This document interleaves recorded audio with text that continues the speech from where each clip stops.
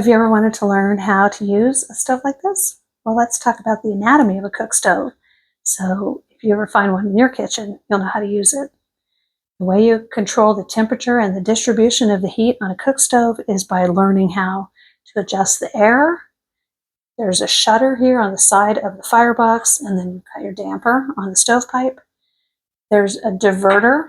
We'll talk about that in a minute. And then the type of wood and the size of wood that you're burning. So if you're going to do something that's going to be quick, boiling water, coffee, or frying an egg, you want to build a quick hot fire in here using wood that burns fast, burns good, air wide open. This is always going to be the hottest burner because this is all full of fire, but the heat is going to be going up the stovepipe, so it gathers here. Now, every stove has got its personality, so that the less hot burners, they won't be cool, but they'll be lower, are going to be over here somewhere. On this one is this burner. So if you're making something like a stew where you want to start with browning the beef over here and move it over somewhere in between here and there for your simmer, and you'll find the right place as you just push it around and find where the temperature is exactly right.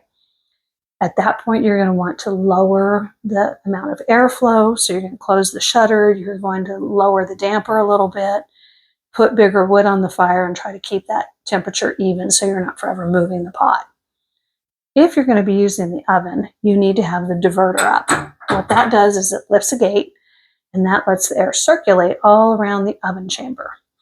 So in this stove, you can see here, hopefully, this is the firebox. This is the outside of that oven box. You want to make sure you keep the ashes cleaned off of that so it's not insulating the heat from getting into or heating up the oven box. If you want to have a fast fire, meaning a hot fire or a hot oven, you're going to have a big fire going in here, have that diverter up so you can get a big hot 450, 500, 550 degree oven. If you want something slower, you're going to lower your heat, lower the air temperature going in there, and make sure that you've got plenty of good sized wood so that it burns at a pretty even temperature as long as possible. Absolutely key to rotate your food in an oven like that because it's never going to heat evenly.